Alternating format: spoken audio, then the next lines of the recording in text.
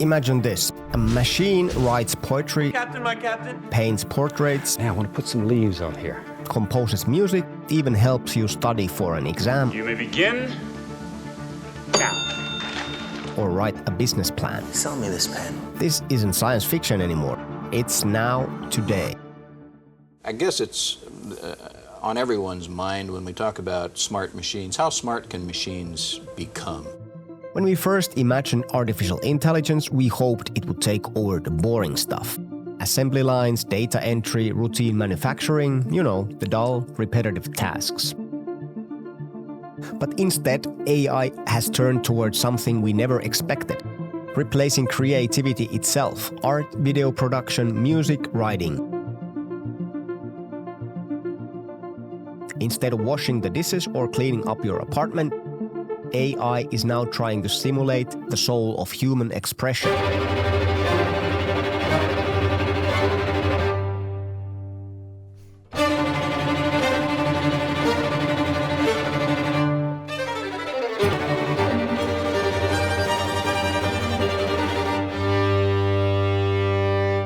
So, machines hate chores just as much as we do? Who would have thought? Not me. But how did we get here? And where are we headed? This is the story of generative AI, its past, its impact, and the crossroads we are standing at today. But wait, Everybody, stop working. before we dive any deeper into the topic, it is important to note that today is 8th of August 2025. Why? Today, the development of generative AI is so exponential that what applies today might be gone tomorrow. It all began with the question. In 1950, English mathematician and computer scientist Alan Turing asked, "Can machines think?" This simple question launched a decades-long quest to build artificial intelligence. Dr. Wiesner, what really worries me today is what's going to happen to us if machines can think. And what interests me specifically is, can they? We're just really beginning to understand the capabilities of the computers. Throughout the 60s and 70s, AI meant rule-based systems, machines that could play chess or solve logic puzzles, but nothing more. Being a general-purpose machine, it could be programmed to do things which in humans require intelligence. Play games like checkers and chess, and solve brain teasers. Let's see what it's turning out. The field became known as artificial intelligence. Can machines really think? Even the scientists argue that. In the 1980s, neural networks resurfaced, inspired by the human brain, but they were slow and underpowered.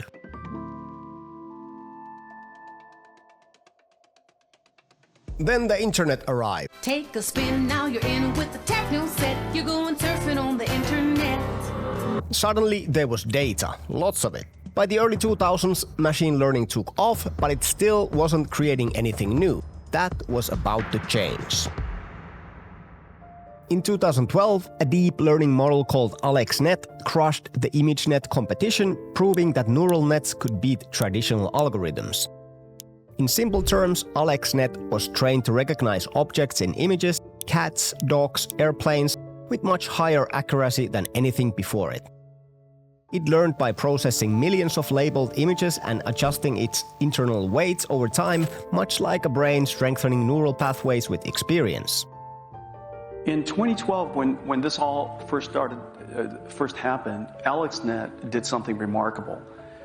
Here's a neural network. It's a software program where the way you programmed it was to show it the results that you wanted, which is the backwards of most programs up to then.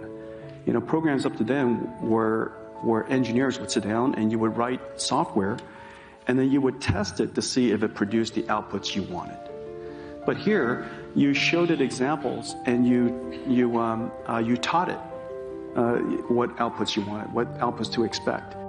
Do you remember filling out those "Are you a robot" captchas on websites? Every time you clicked on a traffic light or a crosswalk, you were helping to label data that trained these same kinds of neural networks. Millions of people unknowingly contributed to making machines better at seeing and understanding the world. Then came two big breakthroughs. First, in 2014 came guns. Shut hello to my little friend! Generative adversarial networks. Imagine two neural networks locked in a creative tug-of-war. One tried to create a fake image, like a photorealistic human face. The other system tries to spot the fake. If it catches the fake, the first network learns and improves. If not, it knows it's getting better. Over time, this rivalry produced images so realistic even humans can tell they're fake. AI could now generate lifelike faces, fake videos, even original artwork. Then came Google's Deep Dream in 2015. It wasn't technically generative, but when engineers told it to amplify what it saw, it produced bizarre psychedelic landscapes filled with eyes and dog faces. It was our first glimpse into how machines hallucinate, and it went viral.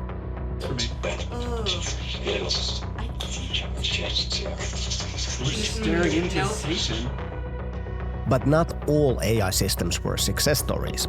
In 2016, Microsoft launched Tay, a chatbot meant to learn from conversations on Twitter. The tech company launched a new artificial intelligence-powered chatbot to talk with you on Twitter. Within 24 hours, trolls fed it racist, sexist, and hateful language. Tay began parroting it back, amplifying what it had learned. It was taken offline almost immediately. We gave the internet a mirror, and it cracked. This wasn't just a PR disaster, it was a wake-up call. But it was also a learning experience. AI becomes its data, and when it comes to data, it is indifferent. It just takes it as is and adapts. AI doesn't know right from wrong. It simply learns from data. When that data is toxic, biased, or manipulated, the AI reflects it. What we need is a robot president. Whether by accident or on purpose, we can create systems that reinforce discrimination, spread disinformation, or even incite harm. Tay showed us how quickly machine learning can go wrong without safeguards. The real explosion came with transformers. In 2017, Google introduced a paper titled "Attention is All You Need." It describes a new architecture, the transformer, which quickly became the foundation for today's most powerful AI models, BERT, GPT, Claude, and more. By 2019, OpenAI released GPT-2, so powerful they initially held it back. Then came GPT-3, and finally ChatGPT launched in late 2022. Within 2 months, it had 100 million users. 100 million users on ChatGPT in 2 months. After this, AI was no longer niche, it had become mainstream. Why we've been hearing so much about AI lately is due to one thing, the arrival of something called ChatGPT, launched late last year. If you've logged onto it, you're not alone. 100 million monthly users already, making it the fastest growing consumer application in history.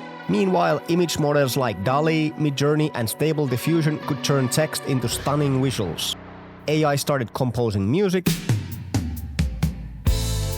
She tied a ribbon, tied around my name. We walked in with rhymes, but we was busy digging graves. Cloning voices. I'm hungry. Hey boy, give me some chicken nuggets. No need for thanks. Get me some fries too. And generating film scenes. When we get in there, I want no bullshit. You stay on my 6 at all times. Generative AI had become creative. Writers use it to brainstorm, students use it to study, coders use it to debug. Entire industries, from advertising to education, are adapting to the presence of AI. University professors have become concerned about the massive scale use of AI. Are students learning any more if 90% of essays are written with AI? A growing number of college students are reportedly turning to artificial intelligence for help with their coursework. And now researchers are warning about the potential negative effects of relying on the technology. Hell, even this video script was done with the help of ChatGPT. And with all this creativity also comes a crisis. AI-generated art began winning competition. This piece of art right here, believe it or not, was created using AI. Musicians feared for their careers. I'm scared to death. I'm scared of the effect that AI could have on music and on music creators like me. and misinformation began to spread more easily because AI could now generate fake quotes, headlines, and entire fake websites. We weren't just teaching machines to create, we were giving them the tools to manipulate. I'm S-M-A-R-T smart. One of the most disturbing and compelling applications of generative AI is the creation of deepfakes. Videos, images, or audio that convincingly simulate real people saying or doing things they never did.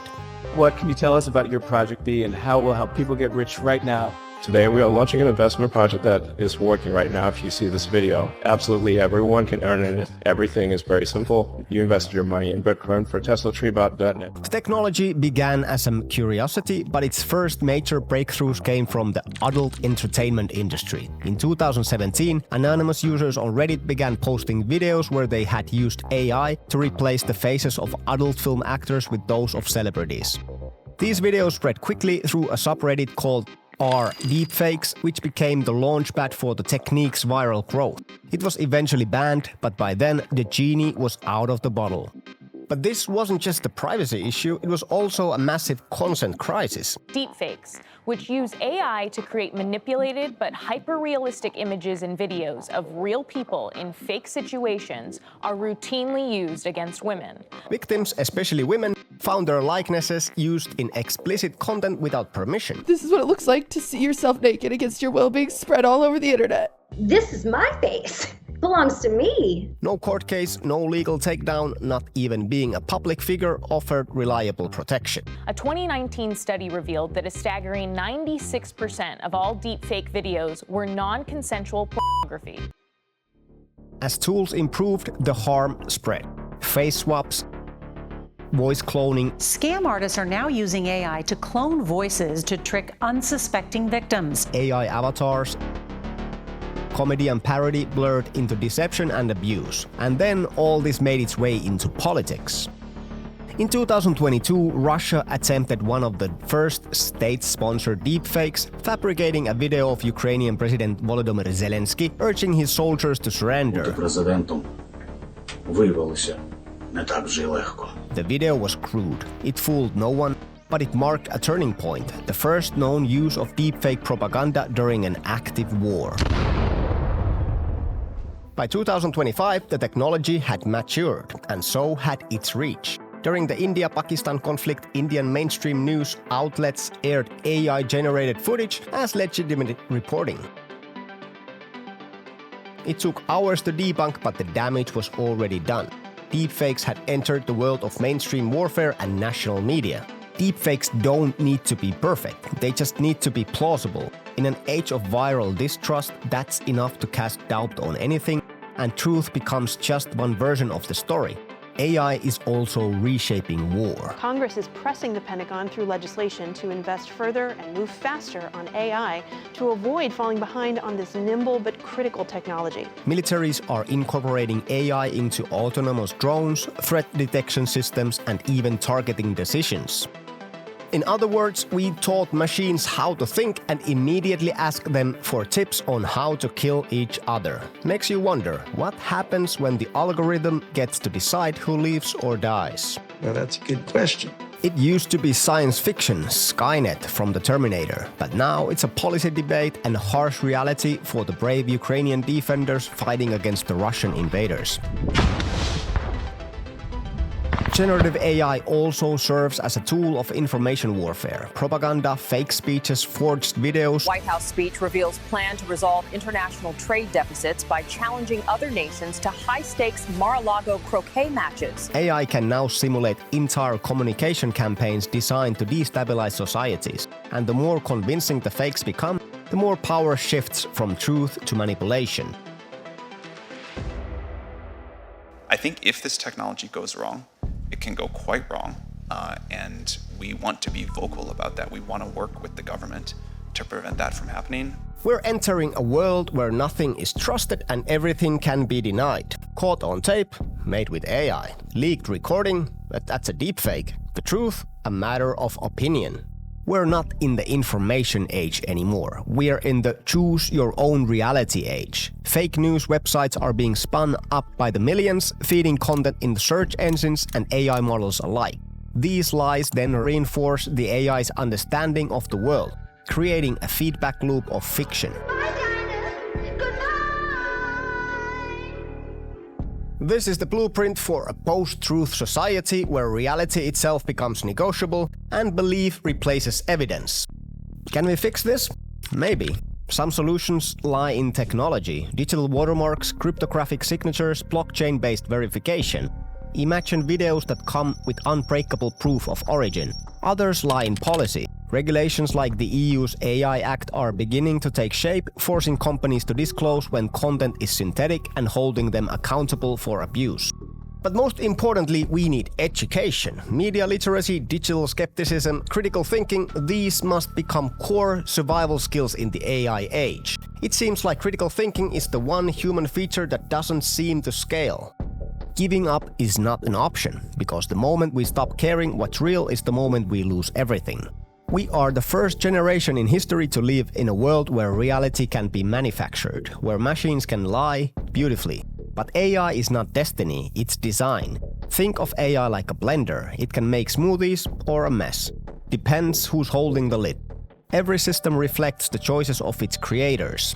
We can build tools that deceive, divide, and dominate, or ones that protect, empower, and uplift. No following. We can design for profit or for truth. Remember, the same AI that can write a love poem can also write a scam email in 30 languages. Now scammers are using it to make it harder to spot fraudulent emails. Generative AI amplifies us, our brilliance, our cruelty, our imagination, and our fears.